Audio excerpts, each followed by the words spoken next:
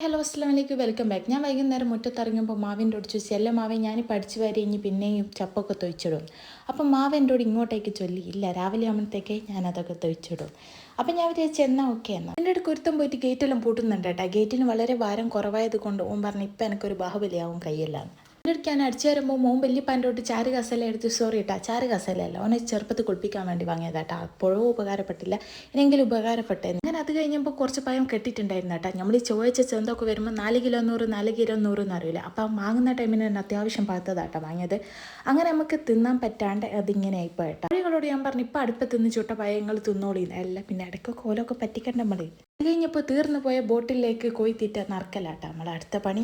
ഞാൻ അതും കഴിഞ്ഞ് നേരെ അകത്തേക്ക് പോയ പനിയും വന്നിരിക്കുകയാണ് കേട്ടോ സ്കൂളും വിട്ടിട്ട്. അപ്പോൾ ഓൻ പറഞ്ഞു എനിക്ക് ചപ്പാത്തി മതി. അന്നേരം ഞാൻ വിചാരിച്ചെന്നാൽ പിന്നെ അതിൻ്റെ കൂടെ ചിക്കനും പിടിച്ചു കൊടുക്കാം. അങ്ങനെ ചിക്കൻ്റെ മസാല ഇട്ട് ഇങ്ങനെ പിറക്കുമ്പോൾ ഞാൻ ഇങ്ങനെ വിചാരിക്കുക എന്തോ ഒന്ന് മിസ്സിങ് ആണെന്നല്ലോ. വേറൊന്നുമല്ല നമ്മളെ മെയിനായിട്ടുള്ള ഐറ്റം ജിഞ്ചർ ഗാർലിക് പേസ്റ്റ്. ഈ ഒരു പേസ്റ്റ് ആദ്യം ആക്കി വെച്ചിട്ട് നമുക്ക് എന്തൊരു ഐറ്റം ഉണ്ടാക്കാനും പെട്ടെന്ന് കഴിയും അല്ലേ. അങ്ങനെ ഇതൊക്കെ നന്നായിട്ട് പെരക്കിയതിന് ശേഷം നല്ലോണം ചൂടായി എന്ന് ഞാൻ വിചാരിച്ച് ചൂടാവാത്ത ഈ എണ്ണയിലേക്ക് നമ്മൾ ചിക്കൻ പൊരിക്കാനായിട്ട് ഇട്ടിട്ടുണ്ട്. അതിനുശേഷം രാവിലെ ഉണ്ടാക്കിയ കടലക്കറി ഒന്ന് ചൂടാക്കേണ്ടതുണ്ടായിരുന്നു.